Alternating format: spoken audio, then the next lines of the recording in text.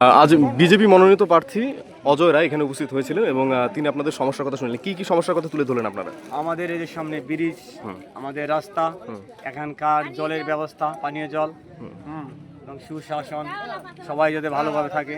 দাদা কথা দিয়েছেন, এখানে দেখবেন আমরা সাধারণ প্রান্তিক গ্রামের বাসিন্দার এখানে সবারই সুবিধা অসুবিধা দাদা পাশে থাকবে, এটাই তার বার্তা। কতটা আশ্বস্ত হয়েছেন? আমরা সবাই আজকে জনসংযোগের জন্য বাদলগিরি উপস্থিত হয়েছেন, কোন অসুবিধার কথা তুলে ধরলো এখানে? বিজেপি পার্টি বিজেপি একটা প্রতিশ্রুতি দেয়, প্রতিশ্রুতি রক্ষা করে, এটাই গ্রামে গিয়েছে ভারতীয় জনতা পার্টি। কোথাও রাস্তা নেই, ঝাল বাগলা রাস্তা। কি নাম আপনার? আমার নাম লক্ষ্যনাথ রায়। 15 বছর একটা সরকার থাকার পরে, তারপরে উন্নয়ন মন্ত্রী থাকার পরেও যে অবস্থা দেখছি, এখানে নল আছে জল নেই, কোথাও নলই নেই, কোথাও তো নল আছে নল চুরি করে নিয়ে গেছে। এই অবস্থা, মানে প্রত্যেকটা গ্রামের অবস্থা একদম শোচনীয় অবস্থা। মানুষ এখানে যারা দুস্থ পরিবার, যাদের আবাস যোজনা ঘর পাওয়ার কথা, তারা পায়নি।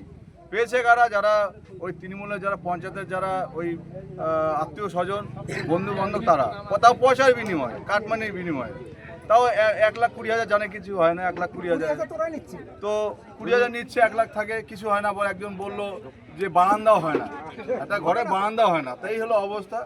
তো দুর্দশা মানুষের। তারপরে মানুষ চাচ্ছে যে এত কিছুর পরেও লোকে চাচ্ছে যে অশান্তি, যে গোটা দিনাটায়, গোটা প্রত্যেকটা গ্রামে গ্রামে যেভাবে মানুষের উপর অত্যাচার চলছে, সেই অত্যাচার থেকে মানুষ বাঁচতে চাইছে।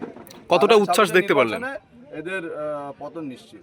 কতটা উচ্ছ্বাস দেখলেন জনতার মধ্যে? দেখতেই পাচ্ছেন কিরকম মানুষ স্বতঃস্ফূর্তভাবে এসছে। কাউকে ডাকা হয়নি, গ্রামের মানুষ প্রত্যেকেই নিজের আনন্দ সহকারে প্রত্যেকে এসে আমার সাথে দেখা করছে।